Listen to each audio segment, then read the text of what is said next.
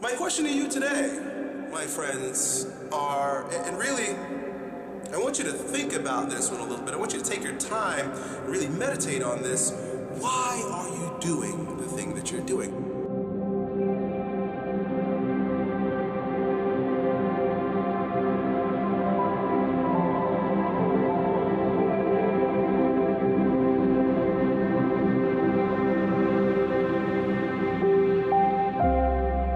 All of us want to feel inspired. We all want to feel like we're a part of something bigger than ourselves. We all want to have some sort of physical and psychological safety, whether it's at home or work. And at the end of the day, every human being on the planet wants the feeling that I can provide for myself and my family. There's nobility in work. I think dreams are fine. Like it's fun to fantasize, but I think it's also important to just be honest about what dreams are. Is that they're fantasies. They're fun. And so I prefer to kind of take more of a present approach of like, okay, let's pay attention to like, how does this feel right now? How does the work make you feel now? Because I think if you pay attention to that, that's actually what makes great things happen in your life. And I realize frustration is suffering. I get frustrated, I get concerned, worried sometimes. I go, okay, that's suffering. Where's it coming from? What am I stressed about? What am I concerned about? And what I immediately do is I realize the stressful thought. Since I've seen Christian G, I kind of traded one thing.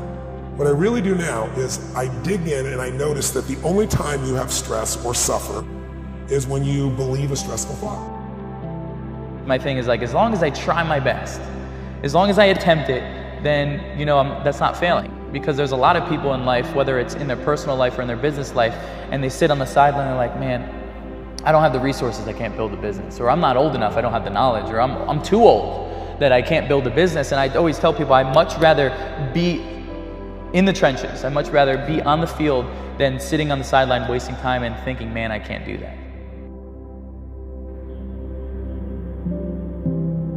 What are you really seeking after? Right? What do you really want? What hole in you? What missing part of you? Or what sore spot in you is healed by the pursuit of your goals? You need the problems because that's what generates the meaning. And if you don't have the meaning, then everything just feels pointless. And you're like, well, why do anything? So you need that meaning. It comes back to what I was saying about the stories that we wrap around our positive and negative experiences. Like that meaning is what creates those powerful stories that pushes us forward and makes us feel like our life is well lived. I realized all I had to do is have my phone to be stressed. If that's true, my happiness is so cheap. Because what are the chances of everybody doing exactly what you think they should do the right way every day? So the antidote to suffering, the antidote of lost less than ever, is appreciation. I always tell people, trade your expectation for appreciation, your whole life changes. The best leaders are actually the best followers. The best leaders never think that they're that the buck stops with them. They always believe that they're in service to something bigger than themselves. The majority of not only entrepreneurs, but human beings, like we start off with can't. Like the majority of people are like, oh, you can't do this because this, and this. And it's like humans are very disempowering creatures. Like if we don't catch our thoughts, if we don't catch our patterns, if we don't catch the things that come out of our mouth, if they're negative, like we need to switch that. What really matters is the relationships with the people in your life. If you don't have people close to you to share them with, or to support or help support you, pretty much anything will eventually feel empty. Don't confuse humility with meekness. Humility is being open to the ideas of others.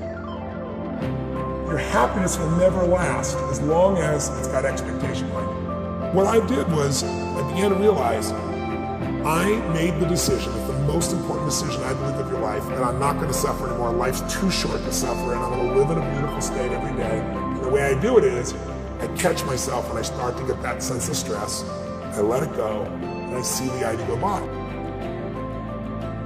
Me, self-confidence is measured, and there should be a degree of doubt.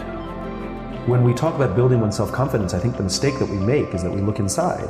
I think the reality is when we try to build our self-confidence, we should be looking to our friends, we should be nursing our relationships. When I'm looking to build my self-confidence, the question is, who around me do I need to take care of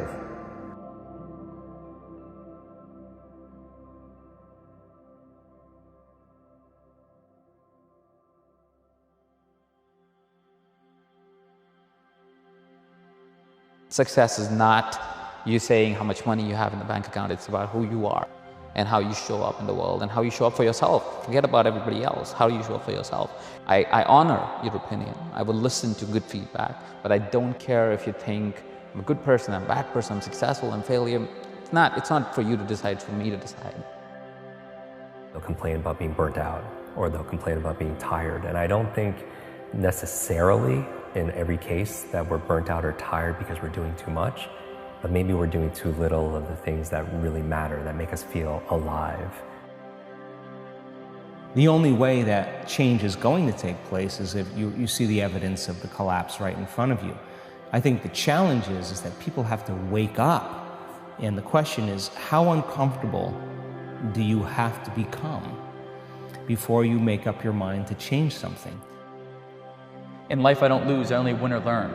Like, if people can realize, like, so many people think like they've lost, but like if you just pull one piece of information that's good, whether it's a different perspective, extracting knowledge, a different way to go about life, a different way to not fall on your face, like, that's winning. Appreciation, love, and joy destroy suffering. You can't be grateful and angry simultaneously. It's possible. You can't be worried and fearful and grateful simultaneously. So I tell people gratitude is one of the emotions to cultivate that'll destroy the suffering. Things are going well, you're happy. When things aren't going well, you're sad. But when you learn how to self-regulate and create more coherence in your brain and heart, then you're no longer dependent on your outer world controlling your mood. The biggest and baddest people are handicapped and crippled by the limiting beliefs, the things that they tell themselves, and that's why I say the biggest disability is a bad mindset. It's not this body. Here's how I deal with fear. Fear is a figment of our imagination, right? Fear is created because of expectations. Firstly, once you have an expectation of yourself and you say, hey, I don't need to have this expectation, I'm just living life as a play. It's a game, it's music, it's fun, it's joy. So I'm doing it for the fun and the joy, so I am enjoying along the ride. Like, I'm not gonna kill myself if I don't get there one day. Like, it doesn't define me. It's there only so I have something to chase. My goal is not to make everything absolutely equal, the amount of time in my relationship, the amount of time I spend in the gym, the amount of time that I'm working on my career. But maybe the goal is like an orchestra. You know, each instrument, they don't necessarily have equal time, but they come together in a way that creates art, you know, a symphony. Choice is a gift, it's always there. You can choose what you focus on, and what you focus on is what you're gonna experience. You can focus on things that make you suffer, you can focus on things that make you grateful. And of the two, gratitude is the better approach. It's not some namby-pamby positive thinking approach. It's intelligent, because when you're in a good state, you can solve the problem. And like, so many people are trying to seek validation from other people. They're trying to be working on relationships with girls, or trying to, you know, seek validation from other things and Instagram and materialistic things, and when the biggest relationship that they should be working on is the one within themselves. In fact, you begin to realize how you think and feel begins to produce effects in your outer life. Now you start believing more you're the creator of your life and less of the victim of your life. Now, that isn't something that you take one bite of and swallow and it's all over. It's a process of repatterning. It's a process of rewiring. It's a process of reconditioning. It's a process of self-reflection and awareness and changing those beliefs. All that matters in the world we live in today, outside your belief systems, is your ability to add value.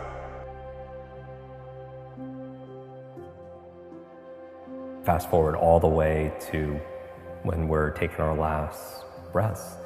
And at that time, nobody's opinions or our fears, none of that's gonna matter. What's gonna matter is how we lived, how we loved, how we laughed, how we learned.